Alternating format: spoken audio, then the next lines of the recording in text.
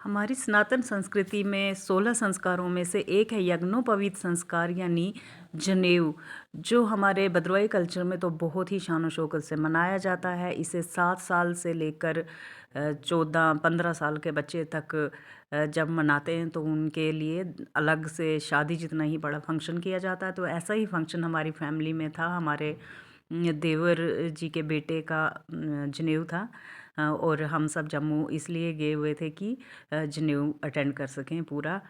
तो ये यहाँ पे बेटे की दूल्हा की बुआएं जो है वो मेहंदी घोल रही हैं। मेहंदी घोलने की रस्म बहुत ख़ास होती है हमारी संस्कृति में। कहते हैं कि ये शगुन है और घर की जो बहनें होती हैं उन्हीं के हाथों से ये बच्चे के लिए घोला जाना चाहिए। ये एक नींव है खुशियों की, तो यहाँ से ही शुरू होती है खुशियाँ।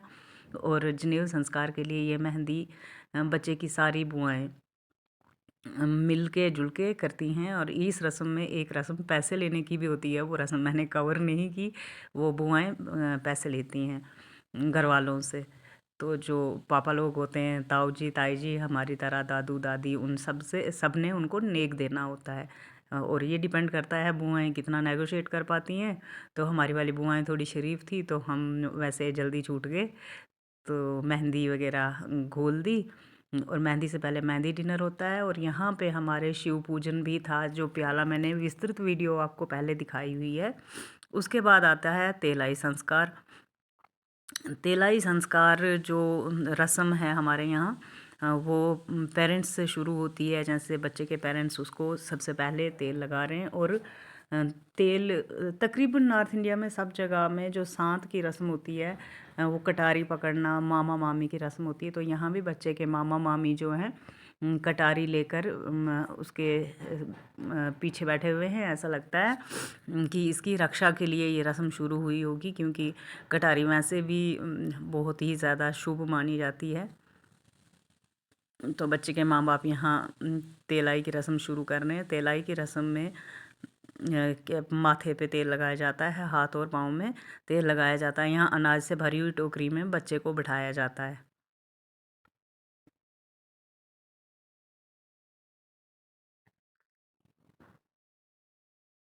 इस रस्म को बारी बारी सभी बड़े और जानने वाले आशीर्वाद के रूप में करते हैं और बच्चे के लिए अच्छी प्रार्थनाएं करते हैं। बच्चा या दूल्हा दुल्हन कोई भी, ये शादी में भी ये रस्म होती है।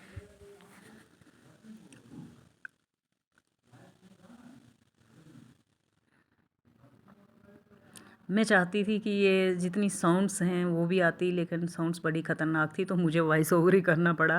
क्योंकि शादी वाले घर में तो कितनी सारी अलग अलग शोर शार होती है।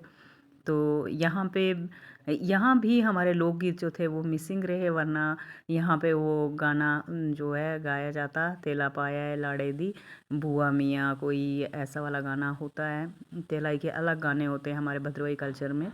बट इट्स ओके, क्योंकि मैंने गाना नहीं था, मैं थोड़े से प्रॉब्लम में थी तो मैं नहीं गा सकती थी। उसके बाद हो गया जी यज्ञोपवीत संस्कार। इसका शांत के बाद बहुत लंबा प्रोसेस घर में था, जितना कवर कर पाना मेरे लिए मुश्किल था, क्योंकि घर के फंक्शन में यूं भी कवर नहीं कर पाते हैं। तो यहाँ पे जो गुरु जी हैं, जो पंडित जी हैं, इनको जनेऊ के मंत्र बताते हैं। और जनेऊ क्यों इम्पॉर्टेंट है ज़िंदगी में लगाना वो समझाते हैं। और जनेऊ के कौन से नियम करने हैं रोज़, वो भी बच्चे को समझाते हैं। हालांकि सार्थक बहुत छोटा है और वो समझ पाया या नहीं समझ पाया, पर चलो घर के बड़े बुज़ुर्ग उसको फिर बाद में समझा देंगे कि जनेऊ लगा के रखना है, ये हमारे लिए ज़रूरी है और क्यों ज़रूरी है, और इसकी क्या सुबह उठ के क्या करना है, और क्या क्या मतलब करना है, वो सब पंडित जी यहाँ पे समझाते हैं। और ये काफ़ी लंबा प्रोसेस होता है। इसके बाद जो होता है, अब ये सार्थक जो है वो दौड़ेगा दौड़ेगा, भाग जाएगा, और उसके मामा की रस्म होती है उसको वापस लाना।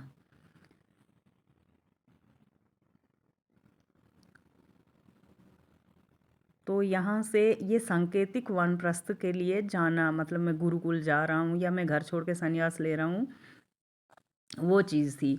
जब पुराने समय में यज्ञोपवीत संस्कार होता था तो वो होता था कि वो गुरुकुल चले जाते थे। तो उसके बाद क्या है कि अभी मामा जी लोग बोलते हैं कि नहीं, आप घर आओ, आप अभी युवा होने वाले हो, और आपको घर गृहस्थी संभालना है, गृहस्थ आश्रम में आना है, तो वो रस्म है ये।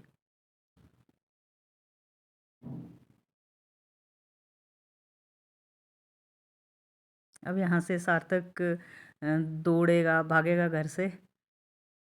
और यहाँ पे इसकी चाचियाँ वगैरह सारी लेडीज़ को बता रही हैं कि मामा से क्या मांगना है, घर आने की कौन सी शर्त रखनी है। चाची बुआएं लोग सारे चिल्ला चिल्ला के बोल रहे थे ये मांगना वो मांगना तभी घर आना, ऐसे नहीं पकड़े जाना मामू से। तो ये तो बहुत छोटा बच्चा है, ये इतना भाग भी नहीं पाया।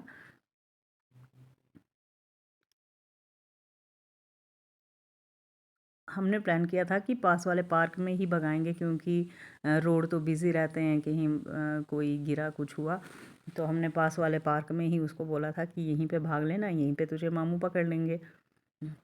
तो जो बच्चे का मामू है उसने एक एक आध राउंड में ही पकड़ लिया, क्योंकि वो तो यंग है और हमारा बच्चा था छोटा। तो यहाँ पे सारे लोग इसको पूछ रहे हैं क्या मांगा सार्थक, क्या मांगा। तो सार्थक हमारा बहुत स्मार्ट, उसको गाड़ी और फ़ोन का बहुत शौक है, तो वो बोलता है मैंने एक्स मैक्स गाड़ी मांगी है। अब हम मुझे तो पता ही नहीं एक्स मैक्स गाड़ी कौन सी होती है। और यहाँ इसके दादी बोल रहे हैं कि तूने क्या मांगा, लैम्बोर्गिनी मांगनी थी ये वो। तो अब इसके मामू कुछ रिश्वत देने वाले हैं इसको।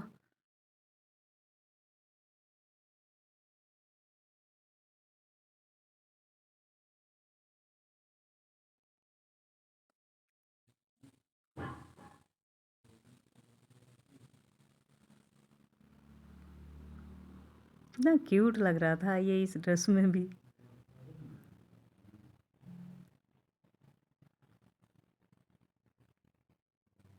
सारे लोग यहाँ सार्थक को बोल रहे हैं कि तेरे साथ चीटिंग हुई है, एक गाड़ी के लिए तू इस मामू के साथ वापस आ गया, तुझे और भागना था थोड़ा सा।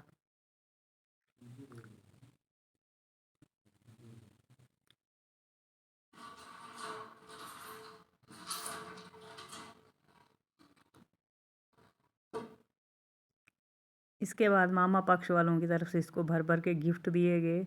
मामू और मामी इसके साथ यहाँ पे फ़ोटो सेशन कर रहे हैं। बाकी लोग भी आ के बोल रहे हैं कि ये मांगना था वो मांगना था करके। इसके बाद होता है हमारा भद्रवाही वाला डांस स्टार्ट। ये इसकी बड़ी मम्मा बोल रही हैं क्या मांगा तूने, क्या नहीं मांगा लाडू, कम हो गया ज़्यादा हो गया। ये मेरे सासू माँ हैं।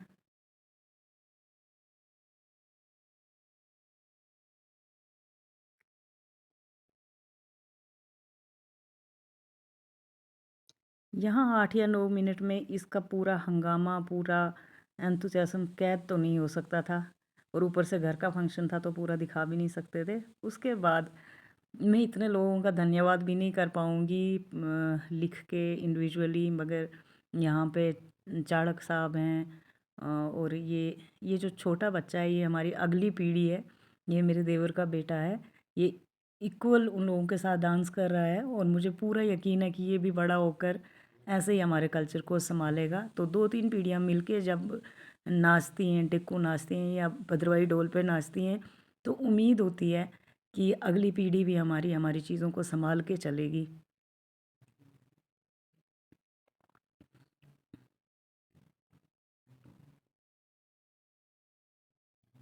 ये हमारा भांजा अस्तित्व, वो भी डांस कर रहा है। यहाँ मेरी नंदें और देवरानियाँ वगैरह सारे लोग मिलके डांस कर रहे हैं। मैं इन सबको सामूहिक धन्यवाद कहना चाहूँगी जिन्होंने मुझे इतना अच्छा मौका दिया इनका वीडियो लेने के लिए। ये फैमिली हमेशा तो इकट्ठी नहीं हो सकती। ये जिनकी पीठ दिख रही है मेरे बड़े सासू माँ हैं। और बुज़ुर्ग हर एक फंक्शन की शोभा होते हैं। जिन्होंने ग्रीन सूट पहना है वो मेरे अपने सासू माँ हैं, जो पिंक सूट पहन के हैं वो बड़े सासू माँ हैं।